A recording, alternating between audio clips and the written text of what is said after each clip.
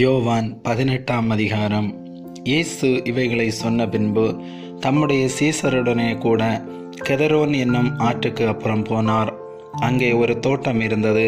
அதிலே அவரும் அவருடைய சீசரும் பிரவேசித்தார்கள். இயேசு தம்முடைய சீசருடனே கூட அடிக்கடி அங்கே போயிருந்தபடியினால் அவரை காட்டிக் கொடுக்கிற யூதாசும் அந்த இடத்தை அறிந்திருந்தான்.